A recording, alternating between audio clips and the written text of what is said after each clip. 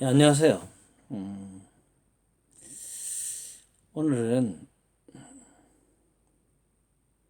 사회주의자들이 왜 망할 수밖에 없는가, 사회주의는 왜 망할 수밖에 없는가, 그런 주제로 한번 이야기해 볼게요.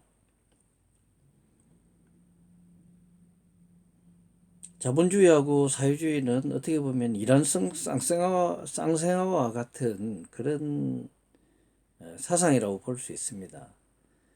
다 같이 인간의 이기심으로 생산력을 극대화한 그 자본주의 제도가 출현하고 산업혁명 이후에 극도로 생산성이 발달하면서 그걸 전격적으로 받아들인 자본주의와 그에 따른 모순을 해결하고자 하는 공산주의가 거의 동시에 발생했다고 볼 수 있습니다. 물론 뭐 그 뿌리를 더듬어가면 원시 공산사회가 있고 또 자본주의라는 게 뭐 주의라는 이름을 붙여서 그렇지, 그 자본주의적 속성은 인간이 존재하는 한 인간의 기원부터 지금까지 항상 따라오는 거죠. 아무리 봉건 제도하에 있다 하더라도 그 안에 자본주의적인 요소가 반드시 있었을 거예요. 또 뭐 마찬가지로 사회주의적인 요소, 공산주의적인 요소, 뭐 공동체를 지향하는, 전체를 지향하는 그런 요소가 반드시 있었죠. 그리고 착취받고 억압받는 사람들을 돌봐야 된다는 거, 그들을 돌아보고 또 그들의 불평등을 해소해야 된다는 그런 노력, 또 그런 사회 모순이 있다는 것에 대한 인식, 자각, 그런 사회적인 모순을 어떻게 깨야 하는가 하는 고민, 이런 건 늘 있었죠. 그렇지만 이제 본격적으로 자본주의, 뭐 공산주의 이렇게 하고 나온 거는 산업혁명 이후입니다. 자본주의는 반드시 망할 수밖에 없다. 그게 이제 자본론에서 마르크스가 주장하는 건데, 그 이유는 뭐 이기심 때문입니다. 자본주의는 인간의 이기적인 욕망을 극대화해서 다른 인간을 짓밟는 그런 속성을 갖고 있다. 그렇게 본 거죠. 그 이기심이 자본주의에 대한 고찰의 출발점입니다. 그래서 돈을 벌기 위해서 모든 인적, 물적 요소를 가장 효율적으로 투입해서 가장 효율적으로 생산력을 확대해서 생산 결과를 끌어내는 것이 자본주의 제도죠. 그런데 그러한 그 비인간적인 제도, 인간을 도외시하는 그런 제도 때문에 자기는 부유해지지만 다른 사람들은 착취받고 억압받고 더더욱 가난해지고 비참하게 생활할 수밖에 없다. 그런 이기심 때문에 그러한 구조를 제도화해서 인간을 착취하고 억압한다. 뭐 그게 골자죠.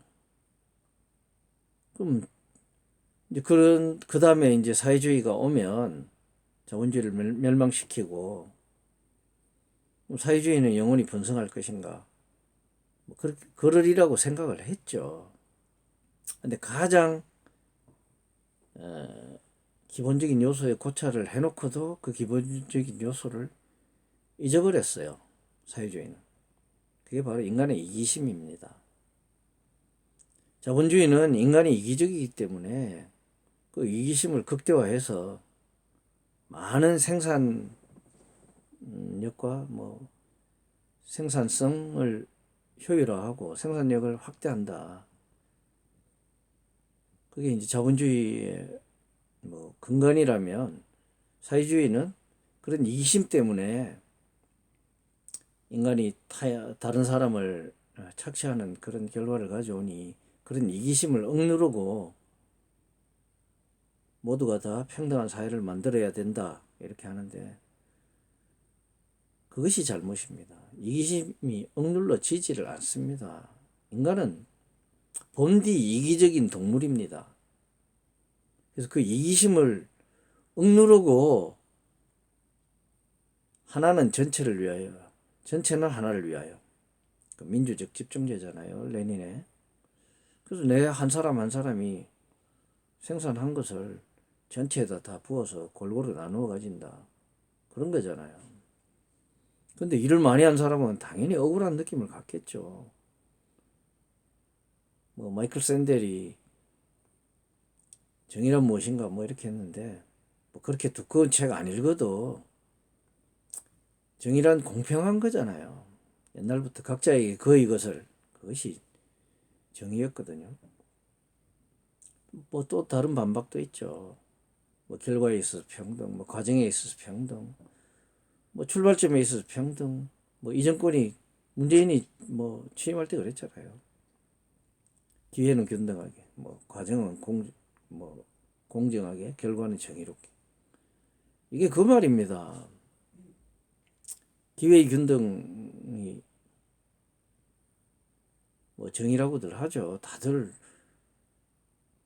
뭐 있는 자든 없는 자든, 권력이 있는 자든 없는 자든, 부가 있는 자든 없는 자든 기회는 균등하게 다 주어져야 된다, 이렇게 이야기를 하죠. 뭐 그게 이상적인 사회입니다. 과정도 공정해야 되고, 그래서 뭐 열심히 일하는 사람과 또 중간에 편법을 쓰는 사람 또 달리 해야 되겠죠. 그리고 거기에서 나온 결과물도 너무 차이가 나면 적정히 나누어서 골고루 이렇게 분배를 해야 된다, 이렇게 뭐 보통 정의를 이야기합니다. 그게 사회주의 사회예요. 공산주의 사회.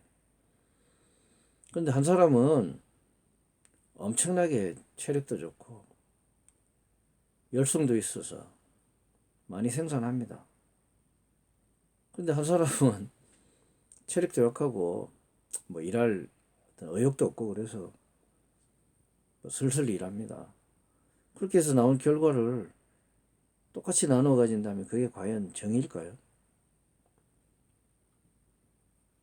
그런 인간의 가장 기본적인 이기심을 무시하는 그러한 제도가 사회주의 공산주의 제도입니다.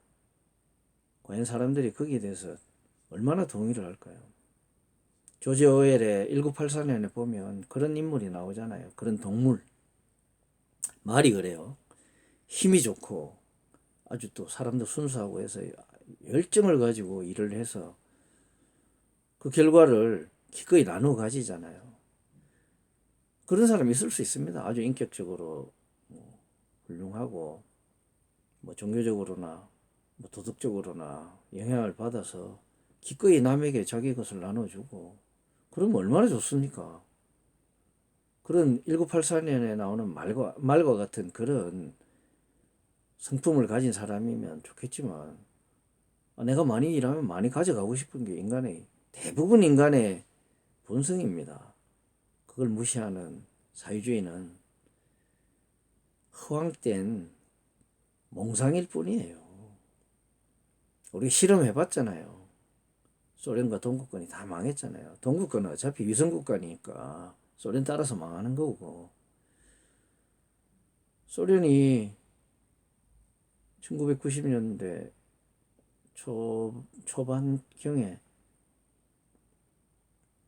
뭐 소련 자체가 망했다기보다는 그런 공산주의 체제가 붕괴했잖아요. 거기서 엄청나게 충격을 받고 김문수 지사나 이런 정통 마르크시즘을 숭상하는 사람들이 많이 돌아왔죠. 아, 사회주의는 실패하는구나. 그런데 거기다가 아니다, 대안이 있다 하고 주사파들이 나온 거잖아요. 실패하지 않을 수 있다. 근데 그건 사회주의가 아니거든요. 그냥 왕조의 봉건 사상이 결합한 거죠. 그 봉건 사상은 주체 사상 아닙니까? 김일성 유일 사상하고. 누가 그런 사이비 종교 집단 같은데 충성을 다해서 하겠습니까? 근데 이 땅에 지식인이라는 사람들이 거기에 푹 빠져서 헤어나올 줄을 모릅니다. 참 아이러니인데요. 똑똑한 척 해서 그렇습니다. 똑똑하지는 못한데 똑똑한 척 해서 그래요.